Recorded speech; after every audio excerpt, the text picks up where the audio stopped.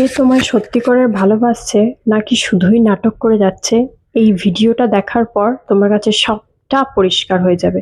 তুমি নিজে বুঝতে পারবে সে তোমাকে ব্যবহার করে চলেছে নাকি তার প্রতি তোমার জন্য সত্যিকারের ভালোবাসা আছে, সত্যিকারের ফিলিংস আছে।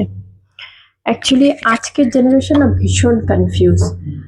সে তোমাকে সত্যি ভালোবাসছে নাকি নাটক করে চলেছে, ব্যবহার করে চলেছে, তাই না? কিছু কিছু মানে পাবলিক এমন আছে, বুঝেও বুঝতে চায় না। মানে বুঝতে পারছে যে এই রিলেশনশিপের কোনো ফিউচার নেই, তার মাইন্ড বলছে যে এই রিলেশনশিপ থেকে বেরিয়ে আসাটাই বেটার হবে, কিন্তু মন থেকে সে বেরিয়ে আসতে পারছে না। যেন এক রকমের বলি না জেলখানার মধ্যে আটকে রয়েছে, সেরকম একটা ব্যাপার। তা কিছু আলোচনার মাধ্যমে, তোমাদের সাথে কিছু আলোচনার মাধ্যমে আমি তোমাদের কাছে স্পষ্ট করে দেবো যে তোমরা এইসব রিলেশনশিপে তোমাদের থাকা উচিত না বেরিয়ে আসা উচিত। তা চলো শুরু করা যাক। আর হ্যাঁ, এই ভিডিওটা যাদের নতুন বিয়ে হতে চলেছে তাদের জন্য কিন্তু খুব ইনফরমেটিভ। যাদের বিয়ে হচ্ছে, নতুন নতুন বিয়ে করতে চলেছো, পার্টনারকে বুঝতে চাইছো, তারা কিন্তু এই ভিডিওটা অবশ্যই দেখবে। তা চলো দেরি না করে শুরু করা যাক। প্রথম পয়েন্ট, যে তোমার ফিলিংস নিয়ে খেলবে সে ভীষণ ভালো অভিনয় করতে পারে, ঠিক আছে?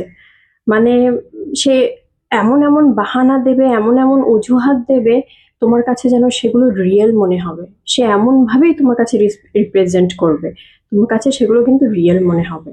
এই ধরো তুমি ওকে আজকে দেখা করার কথা বললে, আর সে বলল সে তো সে নিজের সুবিধার্থে তোমার সাথে দেখা করতে আসবে। সে বলল আমি আজকে দেখা করতে আসতে পারবো না, হ্যাঁ পরে কোনোদিন দেখা করব। কারণ সে তো নিজের সুবিধাটাই দেখবে না। তোমার পিছনে সময় নষ্ট করা তার কাছে একটা ফালতু জিনিস ছাড়া কিছুই নয়, ঠিক আছে? তুমি যদি, আর তুমিও তো বোকা, তুমি ভাবছো যে ও তো বললো পরে দেখা করতে আসবে, কিন্তু এই যে অবহেলাটা না বাড়তে বাড়তে একদিন এক্সট্রিম পর্যায়ে পৌঁছে যাবে। আচ্ছা, 2 নম্বর পয়েন্ট, আম, ধরো তুমি রেগে গেছো, তোমাকে কি সে স্বাভাবিকভাবে মানিয়ে নিতে পারছে? বা তোমাকে চকলেট দিচ্ছে, তোমাকে ফুল দিচ্ছে, তোমাকে স্পেশাল ফিল করাচ্ছে, তোমাকে সারপ্রাইজ দিচ্ছে, এইগুলো তোমার কাছে স্পেশাল মনে হলেও তোমার ওই প্রিয় মানুষটা তুমি যাকে ভাবছো তার কাছে কিন্তু এটা শুধুই আদিক্ষেতা ছাড়া কিছুই না। আচ্ছা, 3 নম্বর পয়েন্ট, সে তোমার বাবা মাকে সম্মান করছে কিনা। বাবা মাকে সম্মান করছে কিনা, এরকম মানে যদি টক্সিক রিলেশনশিপে থাকো, তোমার মানুষটা কিন্তু তোমার বাবা মার সাথে কোনোভাবেই মানিয়ে নিতে পারবে না। বাবা মার সাথে মানিয়ে নিতে পারবে না, এমনকি তোমার ফ্যামিলির কারোর সাথেই তার ভালো লাগবে না, কারোর সাথেই না। আর তুমি যদি, সে যদি তোমাকে বলে যে আমার অ্যাডজাস্ট করতে একটু সময় লাগবে, হ্যাঁ একটু আমাকে টাইম দাও, সময় দিয়ে দেখো। আমার মনে হয় না এইসব পাবলিক কোনোদিনও মানে তোমার ফ্যামিলির সাথে মানিয়ে নিতে পারবে। এমনকি ইন ফিউচার তুমি যদি এই সব পাবলিককে বিয়ে করে থাকো না, মানে তোমার তো জন্মের মতন আর কি বাপের বাড়ি আসা ক্যান্সেল হয়ে যাবে। কারণ সে কোনো দিনই তোমার বাবা মাকে সম্মানও করতে পারবে না। আর তোমার বাড়িতে তোমাকেও এমন একটা সময় আসবে তুমিও আর তোমার বাপের বাড়িতে আসতে পারবে না। 4 নম্বর পয়েন্ট, তুমি আম, তাকে না রাগের সময় দেখো, সে রেগে গেলে কতটা নিচে নামতে পারছে। আমরা হিউম্যান বিংস, আমরা না মানে রাগের টাইমে নিজেকে কন্ট্রোল করতে পারি না, ঠিক আছে? সে যতই হোক, কিন্তু রাগের মাথায়, আমি আমার বাবা মাকে খুব ভালোবাসি তাই বলে আমি কি আমার রাগের মাথায় বাবা মাকে মেরে দেবো? তাই না? এটা ভাবতে হবে।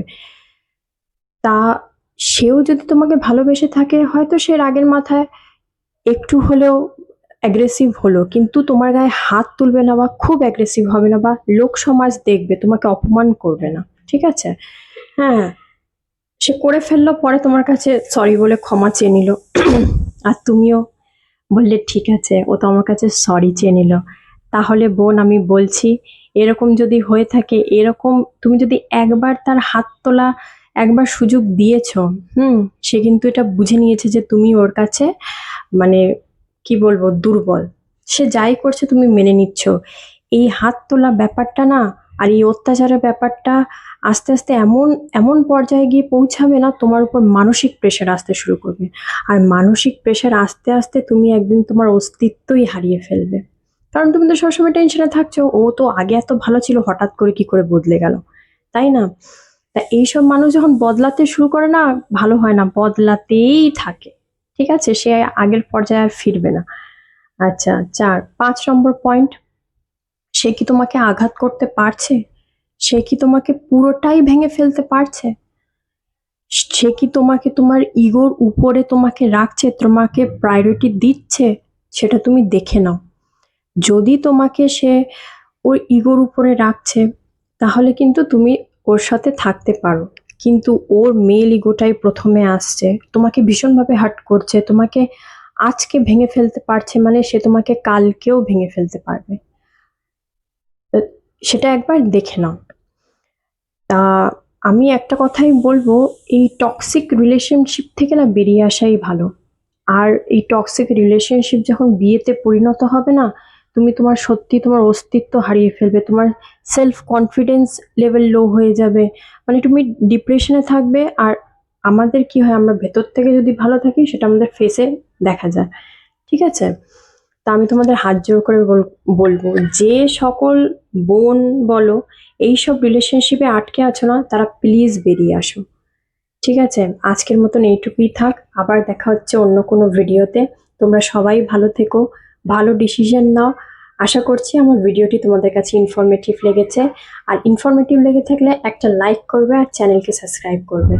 থ্যাংক ইউ, ধন্যবাদ, সবাই ভালো থাকবে।